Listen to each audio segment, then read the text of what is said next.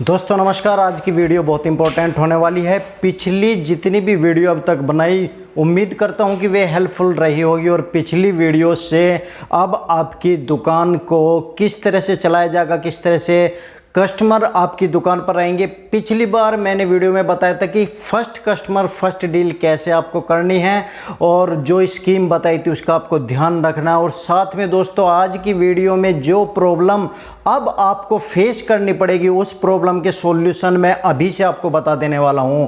अब आपको कन्फ्यूजन होने वाला है कि यार दुकान के अंदर जो हमारा माल बिका हमें कैसे पता चलेगा, मेंटेन कैसे करेंगे हम उस माल को, कौन सा माल ज़्यादा बिक रहा है, कौन सा माल कम बिक रहा है, उसका पता कैसे हम लगाएंगे, दुकान में हमारा मुनाफा कितना निकल रहा है, कितना हमारा खर्चा आ रहा है, उसका पता हम कैसे लगाएंगे, दुकान में हम फिक्स रेट रखें या मोल भाव वाला रेट रखें, कौन सा रेट रखें, किस में हमें फ़ायदा है, कितने किस में नुकसान है। इस तरह का कन्फ्यूजन अब आपको होना शुरू हो चुका होगा।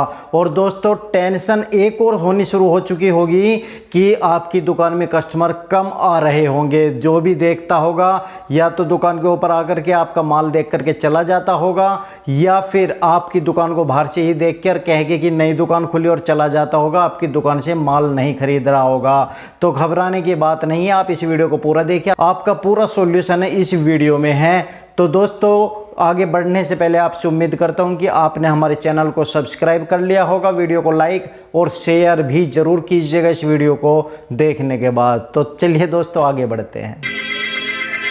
नमस्कार, मैं हूं प्रहलाद सिंह और आप देख रहे हैं आपका अपना यूट्यूब चैनल तेजस व्लॉग। दोस्तों सबसे पहले मैं बात करता हूं कि आपको फिक्स रेट में फ़ायदा है या मोल भाव वाले रेट में फ़ायदा है। देखिए फिक्स रेट उन लोगों के लिए है जहां पर ज़्यादातर पुरुष का काम हो, मेंस वियरिंग में काम हो। वैसे तो आजकल मेंस भी बहुत अच्छी तरीके से बार्गिंग करने लगे, लेडीज़ ही बार्गिंग नहीं करती, मेंस भी बार्गिंग करने लगे हैं।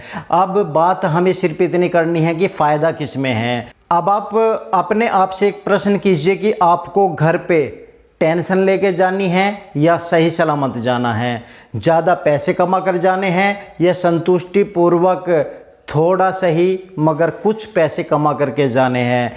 तो आप अपने मन से प्रश्न पूछिए।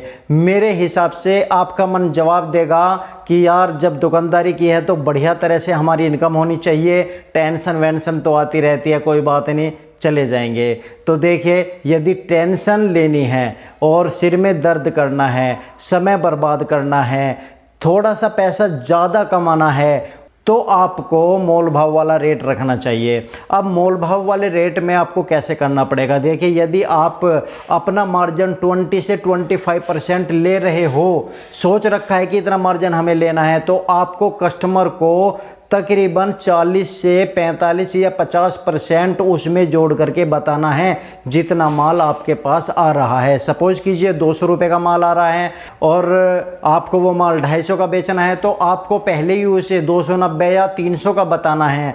और जिससे कि कस्टमर मोल भाव करेगा तो 250 रुपये तक, 240 रुपये तक आपको उसे बेच देना है। तो ये तो मोल भाव का आपका एक तरीका हो गया। दूसरी बात, जब आप मोल भाव करते हैं तो आपका समय भी बर्बाद होगा, आपका जो सामने कस्टमर है वो सिर में दर्द भी करेगा। शाम के समय यदि दुकानदारी कम हुई तो टेंशन होगी, घर में जब जाओगे आप तो बच्चों के साथ, परिवार के साथ रूखापन आपको आएगा, थके हुए महसूस होगे। मगर थोड़ी सी इनकम यहाँ पर ज़्यादा हो सकती है। मगर इसके साथ साथ में नुकसान क्या है, जहाँ पर थोड़ी सी इनकम ज़्यादा होने का आपको फ़ायदा है, यहाँ पर मोल भाव का एक बहुत बड़ा नुकसान भी है। एक तो आप कस्टमर का विश्वास कभी नहीं जीत पाने के। जो रेट आप मोल भाव करने के बाद कस्टमर को 250 का दोगे, हो सकता है दूसरी दुकान पे वही 240 या 235 का मिल जाए। इसलिए कस्टमर का विश्वास आप मोल भाव वाली दुकान में नहीं जीत पाओगे। दूसरी बात, कस्टमर मोल भाव वाला परमानेंट कभी नहीं बन सकता। तीसरी बात, मोल भाव वाला कस्टमर हमेशा आपको परखेगा और ये सोचेगा कि ये बंदा कितना तोड़ता है हर बार, और हर बार आपसे उससे भी ज़्यादा रेट कम करके बोलेगा। तो ये टेंशन आपको लेनी पड़ेगी यदि मोल भाव करना चाहते हैं। हाँ, मोल भाव में थोड़ी सी इनकम आपकी ज़्यादा हो सकती है, बहस करने से बहस का मतलब बदतमीजी नहीं है, बहस का मतलब कि उनसे बोलचाल जो वे बार्गिंग कर रहे हो उस बार्गिंग को कहाँ तक आप ला सकते हो वो करने से। और फिक्स रेट में आपको फ़ायदा क्या है, जो आपने फिक्स रेट का रखा है, सपोज कीजिए आपको 20% लेना है, 200 रुपये का माल पे आपको 240 रुपये लेना है तो वो 240 ही रहना है। उसमें क्या होगा, जब कस्टमर आपकी दुकान पे आएगा आप 240 रुपये उसको बताएंगे तो वो हो सकता है एक बार ये सोच करके दुकान पे से चला जाए, यार ये तो अपनी मनमर्जी कर रहे हैं, ये तो एक भी रुपया कम नहीं करते। लेकिन जब वो कस्टमर अगली दुकान पे जाएगा और उसी प्रोडक्ट का रेट वहाँ पर 280 रुपये बताया जाएगा तो उस दिन ना सही अगले दिन वे आपकी दुकान पर ज़रूर आएंगे और वे समझ जाएंगे कि फिक्स रेट वाले का जो रेट है वो सही है। बिना बार्गिंग के, बिना समय बर्बाद करते हुए वे फिक्स रेट वाले की दुकान पर माल लेने पहुंच जाएंगे। इससे आपको एक बहुत बड़ा फ़ायदा है, एक तो आपके कस्टमर परमानेंट बनने के चांस बनेंगे। एक जो कस्टमर आपकी दुकान पर आ गया, क्योंकि मोल भाव वो करके देखेगा, मार्केट में भी घूम के देखेगा, मगर जब उसको विश्वास हो जाएगा, आपका एक मार्जिन सेट होगा, सीमित होगा, एक मुनाफा आपका जायज़ होगा तो वो आपकी दुकान को छोड़कर नहीं जाएगा। बस उसको क्वालिटी और रेट अच्छा मिलता रहे, वो कहीं भी जाने वाला नहीं है।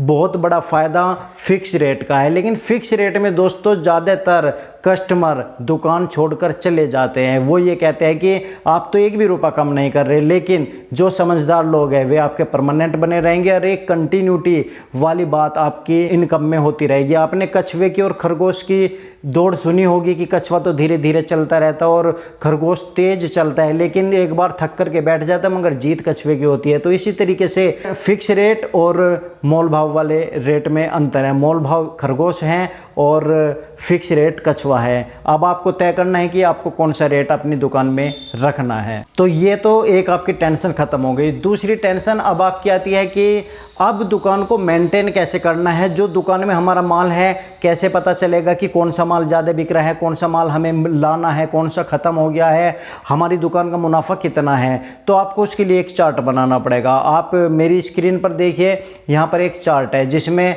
आपको यहाँ पर लिखा हुआ है कि कितने की तो आपकी बिक्री हुई है, कितने का आपका माल आया है, किस तारीख में आपकी ये बिक्री हुई थी, कौन सा साइज़ यहाँ पर गया था, जीन्स कौन से नंबर की गई थी, शर्ट कौन से नंबर की गई थी और कितनी आपको बचत हुई है। इस तरह से आपको रोज़ाना एक डायरी मेंटेन करनी है। इससे आपको बेनिफिट क्या होगा? सबसे बड़ा बेनिफिट होगा जब आप महीने में देखोगे तो आपको साइज में देखना कि आपका प्रोडक्ट कौन सा ज़्यादा बिका है, तो उसमें पता चल जाएगा कि 28 नंबर की जीन्स बिकी है या साइज की शर्ट बिकी है या एल साइज की टी शर्ट बिकी है। तो उसकी आप काउंटिंग महीने में करना।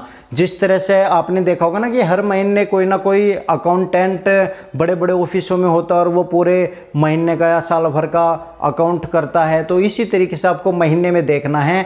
उसमें आपको आइडिया हो जाएगा कि हमारे पास सबसे ज़्यादा बिक्री इसकी हुई है। तो जब आप माल लेने के लिए जाओगे तो सबसे ज़्यादा प्रोडक्ट वही लाना है जो आपकी डायरी में उस समय लिखा होगा पूरे महीने में कि आपकी दुकान में सबसे ज़्यादा प्रोडक्ट ये निकला है।